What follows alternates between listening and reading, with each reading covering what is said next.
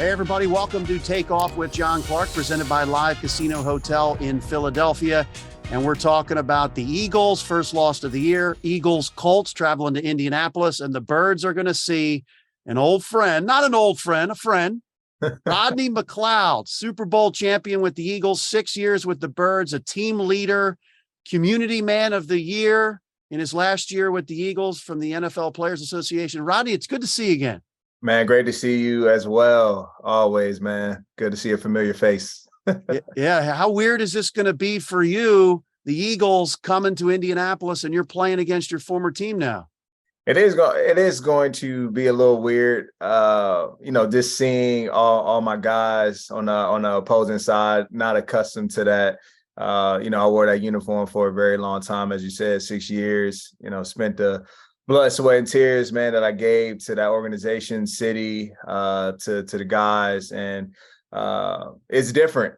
But, obviously now I'm across enemy lines, and we all know how it operates, man. Once we get in between those white lines, there's no such thing as friends. We're out there to get a job done, to compete, and ultimately win. And, they've done a great job at that this year.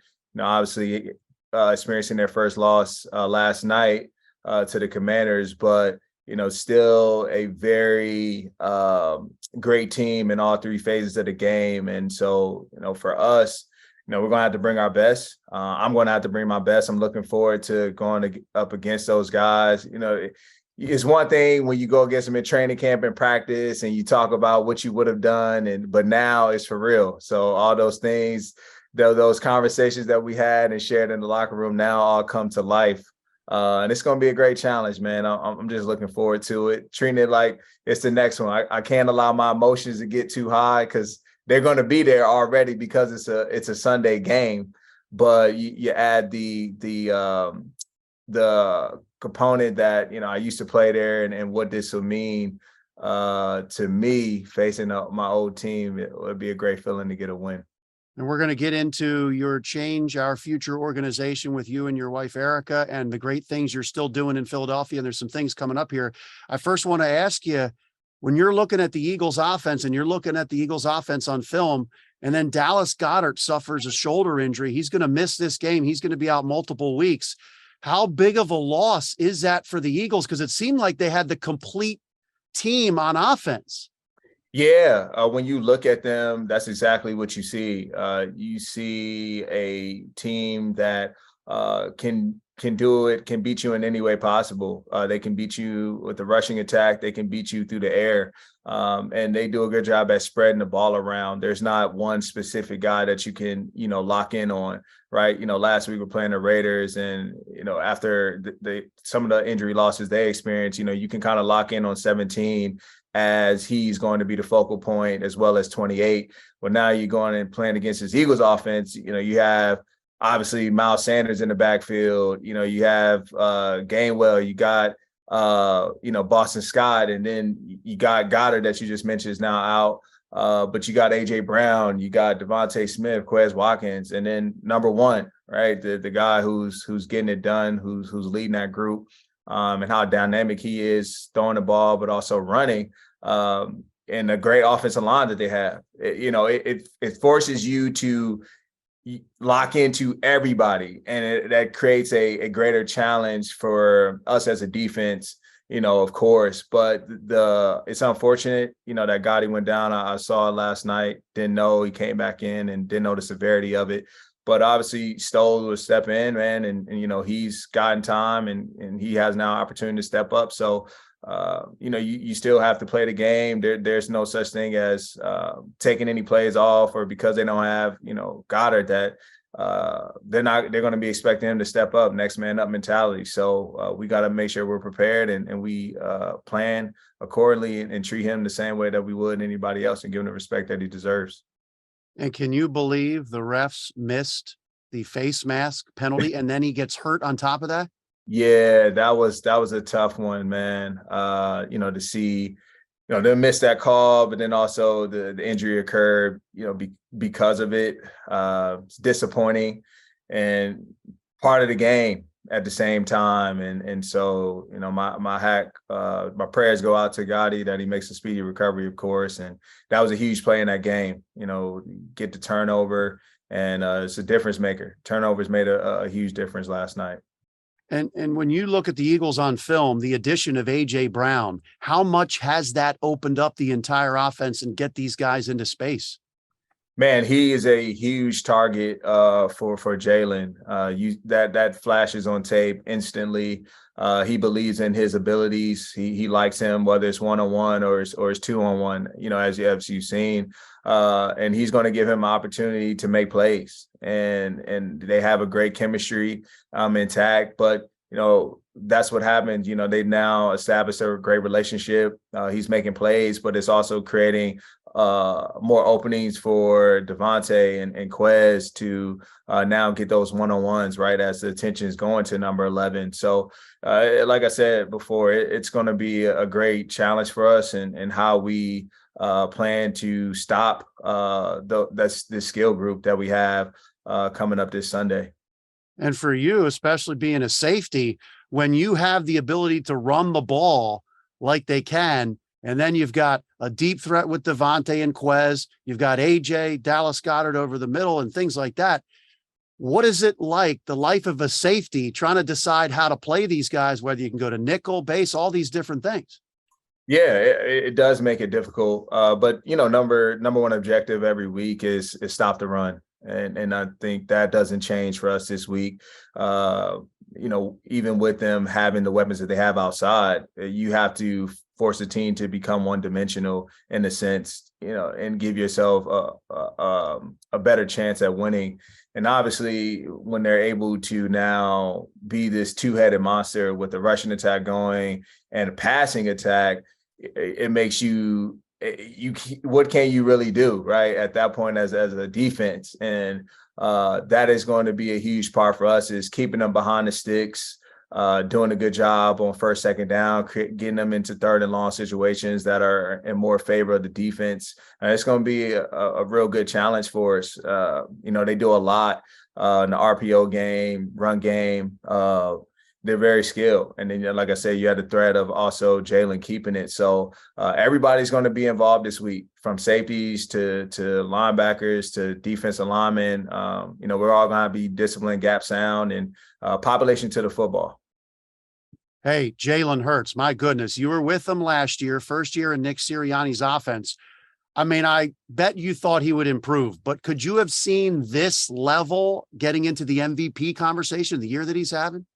I'm very impressed, but I'm not surprised, and simply because of his attitude, his work ethic, and his belief in himself, what he's had to go through, not only in the NFL, but, you know, his journey to the league, going from Alabama to Oklahoma, and now stepping in, you know, in this Eagles and starting quarterback. You know, he had his trials and tribulations last year, and learned a lot. And you just see the maturity and the growth within 1 year, and how comfortable he is in that system. And like I said, I'm proud of him, man, to see what he's become for this team this year. The leader, that's always been there, but he stepped it up in a major way. But more importantly, what his ability on the field, being a great decision maker,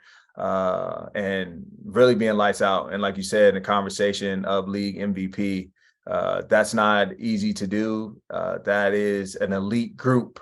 You know, what you're talking about there, you know, you're talking about the Jalen Hurts, the Josh Allens, the Mahomes, and that's where you're right where you want to be. And so I'm looking forward to going against him this week. Hopefully he can be a good friend and throw me one. That'd be greatly appreciated. But you know, it's gonna be fun. Well, when you look at the film, and when you look at his ability to also run, that is such an extension or part of the running game. What have you seen he's improved at the most? I think being smart, you know, taking his chances when he needs, but being smart, when I mean by protecting himself, right? Protecting his body, knowing that, look, I can run, I can gain yardage, but no need to take the unnecessary hits, right? And knowing what he means to that team. I think that's really, clicking for him, and he's understanding that. And he's standing strong in the pocket. He's not looking, he's going through his reads, he's going through his progressions. And that's what you want to see, the growth that we're talking about. Maybe at one point it was, all right, first read, then I'm tucking and running. Now he's taking his time. He has good command of the offense. And he knows when to use his legs and when he shouldn't, and when he should extend plays to pass the ball. So it's going to be we're going to have to, do a good job. We're going to be a disciplined football team this week, not only up front, but in the back end.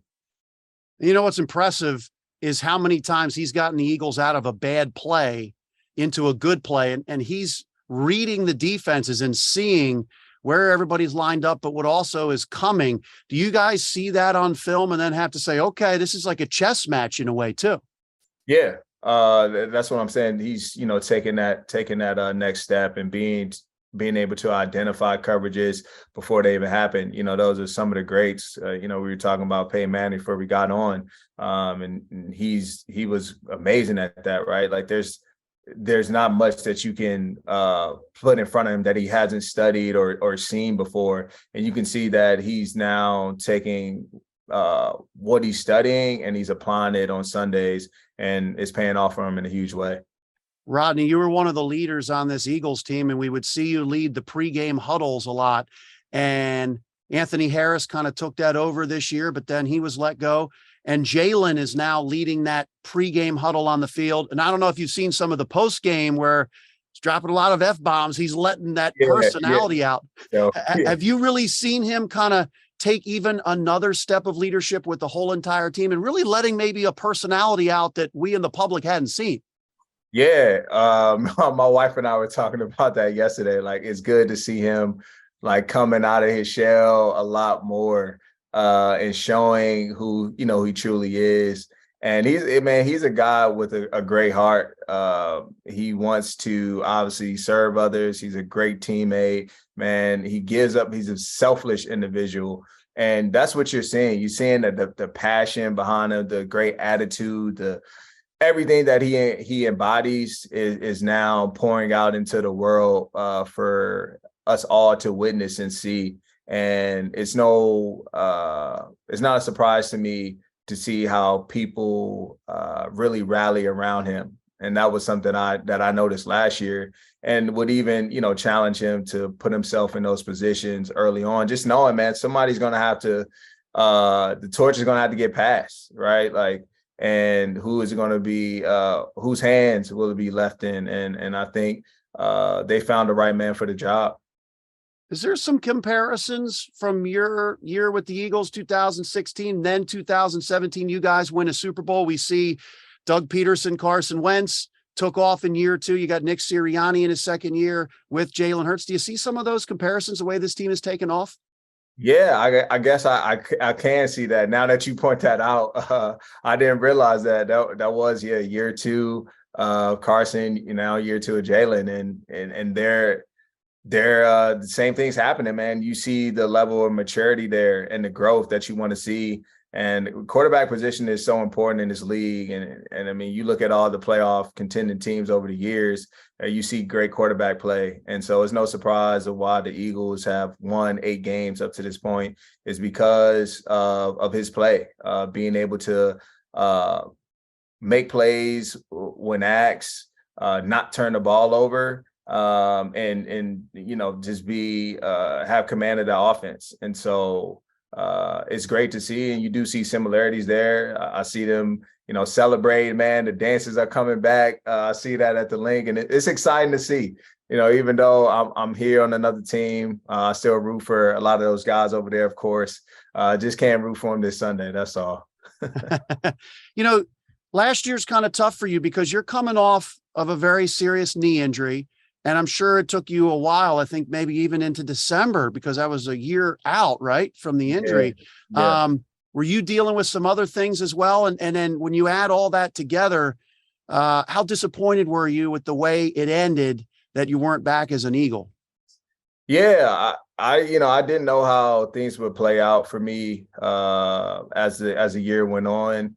And you try not to think about it, but we're players, man, and Philly meant so much to me and my wife that I tried to not think about what the future held for me, whether I would be back or not. I was hoping that I would, but I just wanted to make sure that if those were my last moments as an Eagle, as we went down the stretch of that year, that I made it count and I made the most of my opportunity and hadn't left no regrets. And I think I played it that way. I was able to obviously help the team get into the playoffs and made some impactful plays and started to feel like myself a little bit. And it was an emotional moment for me after going through what I suffered in 2020 and being able to bounce back and just play. Any player tell you, BG, all the guys who, now bounce back from severe injuries, man, there's no greater feeling than now being back out there and playing the game that you love and contributing and being there for your guys. So it was disappointing when I didn't sign back with the Eagles this summer. It was hard to face reality, but you have to be a professional and you have to move on. Emotions were running high, but I now found a home here. Love this organization, love my teammates, man, and looking forward to obviously creating more opportunities for myself here and trying to help us, get to meet some of the accomplishments that we met in Philly. And that's, getting to the playoffs and winning meaningful games. And you're doing such a great job, even though you're in Indianapolis, of still giving back to the community and making it better here in Philadelphia with your Change Our Future organization. And you've got the annual turkey drive coming up. How special is that? We were there with you last year when you're in Philly and you see the people lined up for a big turkey dinner and all the things that come with that. How special is it to still affect lives and help people here in Philly? Man, it's huge for my wife and I and our organization, Change Our Future, to be able to support our community there in Philly, who has really embraced us and a community that we call home, to be honest. And so, as we understand at this time of giving and giving thanks, there comes great challenges for some families, right, during this time where people are gathering and food is on the table, and food insecurities is a real thing, especially in Philadelphia, but honestly across our nation. And we want to be able to relieve some of that stress, relieve some of that anxiety that might exist for some of these families, so that they're able to enjoy this time with loved ones and gather and have a great bond and camaraderie and happiness and joy and feel all of those sorts of things that we all seek for and hope for during the time of Thanksgiving. So we're doing our annual turkey drive this upcoming Friday at 10 a.m. at Lucien Blackwell Center out in West Philadelphia, North 7th Street.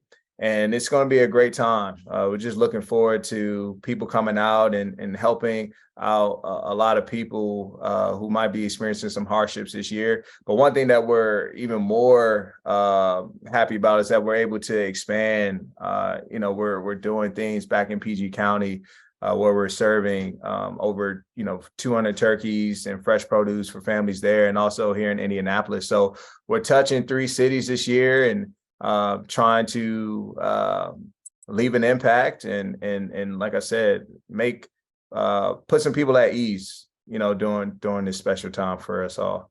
Well, and you and Erica have made a big impact. I mean, I'm reading you guys have fed over 700 families during the holiday seasons, this annual turkey drive. So we're going to put up the information. If families are looking to participate, you got to register in advance, register in person, and then to donate to the Change Our Future program and the initiatives that you've got going on to help support the families in need, you can go to changeourfuture.org. That'll be the easiest. It could take you directly to the donation site. And you can also learn more about the programs that we have going on. There are several that are still happening in Philadelphia. Our Next Man Up program is kicking off next week at Parkway Northwest. which we're very excited about. We have our Youth Leadership Summit next summer that takes place at the Community College of Philadelphia. And, our annual fundraiser, our sneaker ball event, will be back in Philly next summer. So there's a lot in store, a lot that we have going on, and, plenty for people to get involved in, whether it's monetary donation or, more importantly, volunteering your time. It's just as important. Well, you've had a tremendous impact in our community in Philadelphia, not only winning a Super Bowl on the field, but doing all the things you're doing. And it's interesting because are all of your Colts coaches and teammates kind of asking you this week about the Jonathan Gannon defense? Matty Ice had a conversation with me in the weight room yesterday. Just did I have any tips for him or insight on some players? So, we sat down a little bit, told him a little something, but I just told him as the week goes on, if he needs any help on some things, I might be able to help him out. But, I was only there for 1 year. Things change a little bit. You got to self-evaluate yourself every year. And that's what the good teams do and great coaches. And they have a great staff over there, obviously led by JG and the bunch. So, they're looking impressive. I like what I'm seeing over there in that secondary. I still keep in contact with them, still actually in the group message. And Slay was joking around with me last week. He's like, Rod, should make sure you share something with me now. That's hilarious. Wait, so hopefully they're not revealing any secrets in that group message with you in there still. Yeah, nah. They know this week it's all hush. It's all hush. There's not too much activity going on this week. I was going to say, do they kind of like just eliminate you from the group text this week? Well, they don't really put too much in there involving the game plan, so that's good. They might have a secret group message for that type of stuff. But that's pretty funny. So still in the group chat, Darius Slay. I'm sorry, Slay. My bad. Slay. You've seen him. He's even elevating his play this year, maybe more comfortable in the system. But what did he bring to the Eagles, and what has he brought to the Eagles? Not only on the field with his play, but his personality and keeping it loose every day. Man, first and foremost, playmaking ability. Big play Slay they call him that for a reason, and that's been on full display when I was there, but even more this year. Every primetime game I've seen or game in general, Slay is making some sort of play, and I think quarterbacks are starting to understand that, not getting too much action, I should say. But man, he's a hell of a player, and I was able to witness it day in and day out. What makes him the player that he is, and that's just his work ethic, his attitude, his attention to details, his technique, and fundamentals. The little things that you talk about, Slay does well, and that's why he's been able to have a successful career to this point. But you spoke about his personality, man. It's one of a kind, I would say. He knows how to, just really bring laughter to a room, and it's very genuine. He cares. He has a great deal of care about everybody, not only in the defensive backroom, but on the team.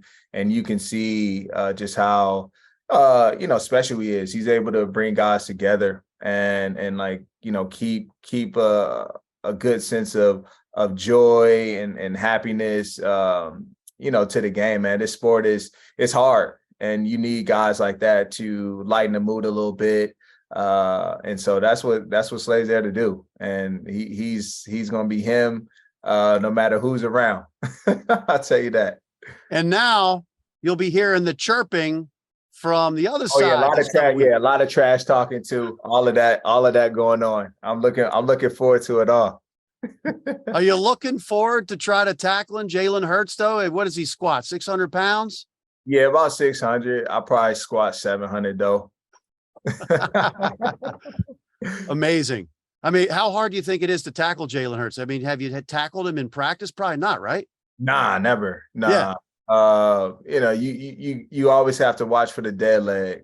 We know what that move looks like. He's put it on display for a lot of different people to see. That crossover, that AI crossover. You got to watch out for that, man. It's lethal. But yeah, he runs hard. So it's just got to bring your pads. You gotta make sure you bring your pads with you when you're tackling one. Now, is there a lot of talk this week with the Colts about how maybe they know Nick Sirianni's offense and his tendencies and stuff from his time there? Not much talk. I haven't heard anything, but I'm sure there's a lot of conversations going on behind the scenes about what we can expect. You know, guys giving tips to obviously our D coordinator Gus Bradley, based on formation or even Nick Sirianni's mindset. So it's going to be a chess match, man. There's a lot of familiarity there for a couple of us. Myself with the Eagles, and then obviously Nick over here. So it's going to be interesting. Couple final questions for you. When you watched the Eagles lose for the first time last night, some of them were saying, and unprompted, they were like, all right, see all that 17-0 talk that was out there. People talking about an undefeated season. That's out of the way. What kind of Eagles team you think you're going to see coming in here this week? Because sometimes a loss can kind of get them refocused and the hunger maybe strikes that up again. Yeah, that's what I'm thinking. They're going to be hungry for a win after you come off a loss to a division opponent. Any loss in general in the league, man, you're looking to now come back and redeem yourself, and that's what I think they're seeking is redemption after last night's loss at home. Looking, at their performance as an entire team, I'm sure they know they can play better, and we've seen better from them. So we're going to get their best. And I expect nothing less. And it's going to be the same thing for us. We're coming off the opposite, right? A huge win after so much change has taken place for our team on the road. That was a huge win for us. But, we just like whether you have success or failure on Sundays, you have to reset. It's a new week. It's a new opponent. It's a new opportunity.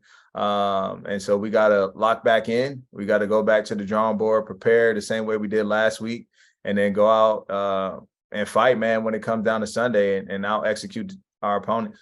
It's interesting because Jeff Lurie had talked about emotional intelligence with Doug Peterson when he hired him. Then you see it with Nick Sirianni and his people skills. And then I see you guys. I mean, wow, it was headline after headline. Jeff Saturday is your new head coach. But did you see a difference, the feel of the team, him being a leader of men, even though he didn't have the experience technically being a coach in the NFL? Yeah, you did get that sense, and it really showed to why he was one of the leaders in that on those championships teams back, in his day with Peyton Manning. And I seen one clip of him in his interaction with Peyton on the sideline, and that's all I needed to see. Is very fiery, he's passionate, very smart, good football IQ, man. And like you said, just a leader of men. And last week, I think that was one thing that just stood out to us all is one is honesty about who he is and what he's trying to accomplish here and how, he is inexperienced, but same way he came in as undrafted, free agent into this league, he feels the same way as a head coach. He's looking to prove himself. Not only to everybody else outside the walls, but to us, more importantly, inside the building as players and earning that trust. And, it was a great start for him, right? For all of us to get off, to start this new relationship off, with a 1-0 record, and looking forward to now us back at our home stadium, Lucas Oil. I know fans are going to come out now that, Jeff's obviously running the team. They have a lot of great deal of respect for him, Ring of Honor guy. And so it's going to be a great atmosphere come Sunday, and another great challenge for us as a team, and obviously him as a head coach. And it's interesting. You talked about Matty Ice, a Philly area guy, and then Jonathan Taylor from the Philly area. Has he ever come up to you and thanked you for the Eagles Super Bowl growing up in the Philly area? He hasn't. And, surprisingly, man, when you get, when you're as old as me, some people forget, or they don't even realize who you were or that you were that guy. Like when I first came to the team, a couple guys like, man, I remember playing with you on Madden. Like, what I'm saying? And I'm like, wow, it's really showing my age right now. But nah, they haven't come up to me, and I forgot that they have PA ties. So it's going to be good. It's going to be fun.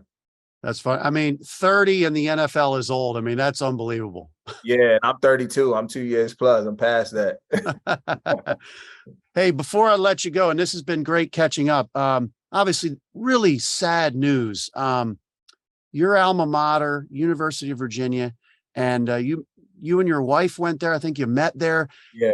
How devastated were you when you heard the news about, 3 players on the football team losing their lives and a former player being the culprit in just a terrible tragedy?